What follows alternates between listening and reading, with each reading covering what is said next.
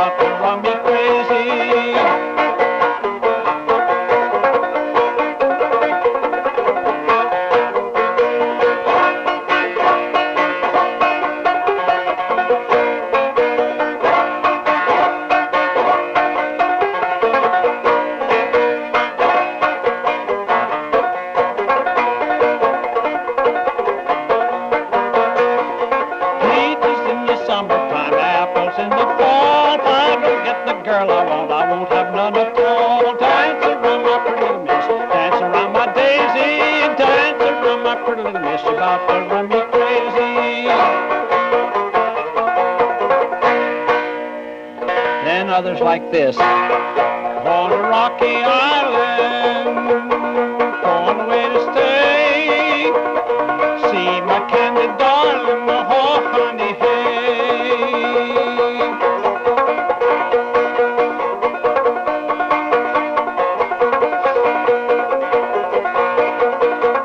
Get up on the mountain, mountain so high. Hang my head in the eagle's nest to hear the little ones cry. Going to Rocky Island, going away to stay. See my candy darling, oh honey, hey.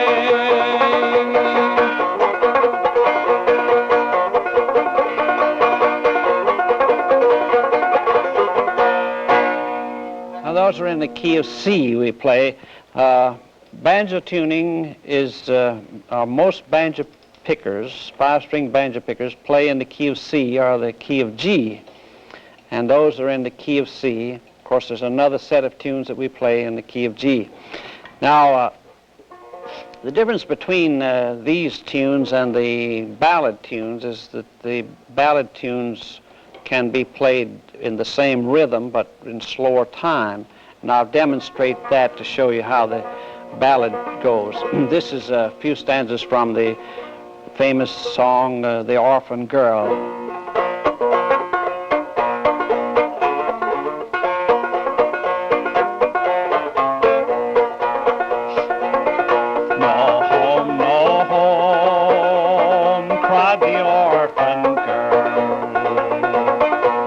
She stood at the rich man's hall. Trembling she stood on the marble steps and leaned on the polished wall. A father's love I never knew, and the tears dropped from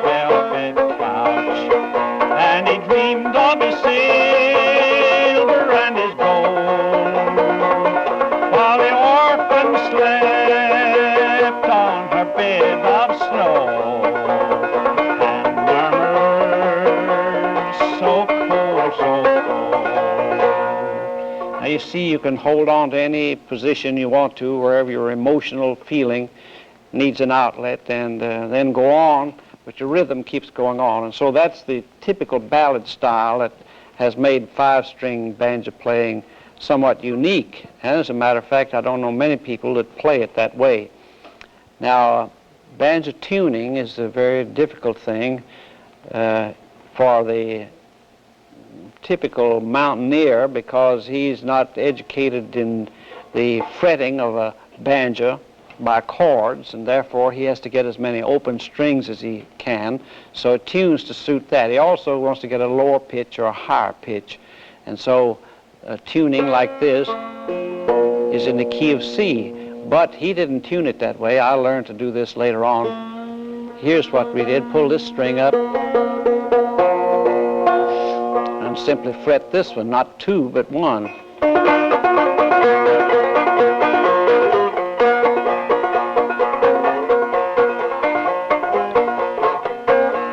That way you eliminate some fretting, and of course all we can eliminate is good.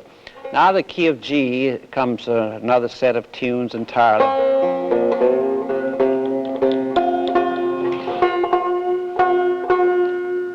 First banjo I ever had was homemade.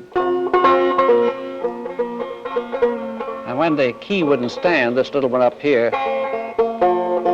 well, you take it out and spit on it. Everything about it was homemade.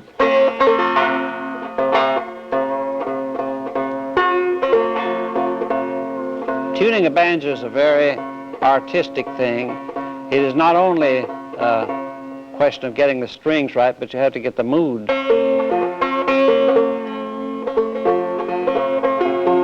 And a banjo picker is not just fooling around when he goes back and tunes and tunes. He has to get the thing so it feels right. And now here's a very famous Kentucky mountain ballad, John Hardy. It's a version of the John Henry songs, and it allows good banjo picking as well as singing, so I'll sing that for you.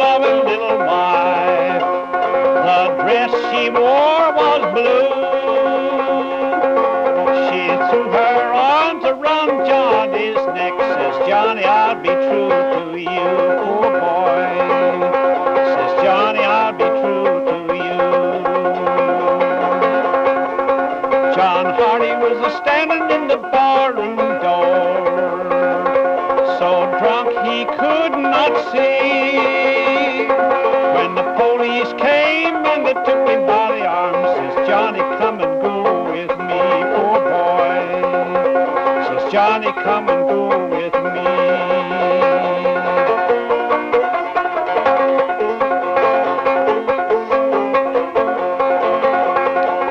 Then Hardy's mother came to him, says, Johnny, what have you done? I've killed me a man in the poker game. I'm standing on the barrel of my gun, Lord, Lord. Oh, I'm standing on the barrel of my gun. The night John Hardy was to be hanged, there came a storm of hail, and it blew the hanging scaffold down, and they placed John Hardy back in jail, poor boy. And they placed John Hardy back in jail.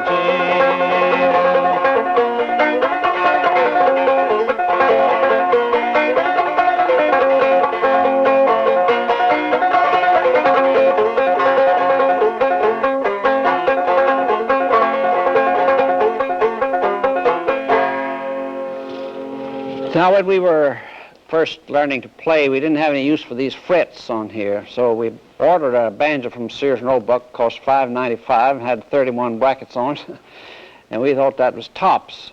But we filed these frets off so it would allow us to play without interruption. slide, you see. There are many quarter tones in these tunes that are not written in music, and so we have to do it that way. Now, I want to demonstrate before we close here just a little of what we call double thumbing.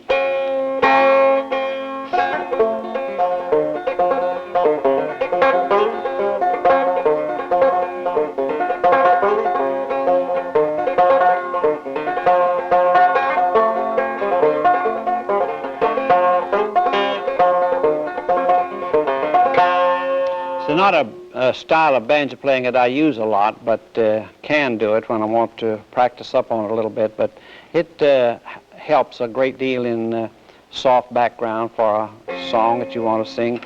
But I have never done it very much. I play usually this style of playing is very complicated. You hit down with that and get your melody. Then you hit here and double it like that. Then you take the thumb, and then you go up here, and then you get a rake back with the thumb. And with those 5 operations, you can get a lot of this little playing in there that you wonder how it's done.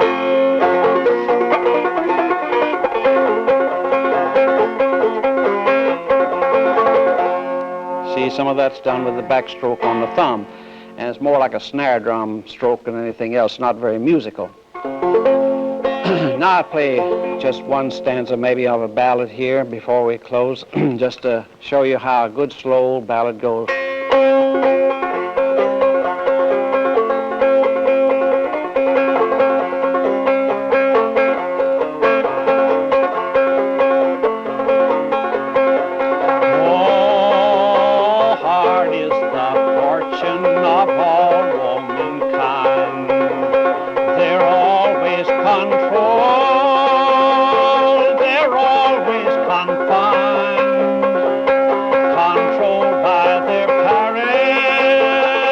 Until they are wives, then slaves to their husbands the rest of their lives. That's from The Wagoner's Lad, the opening stanza of it.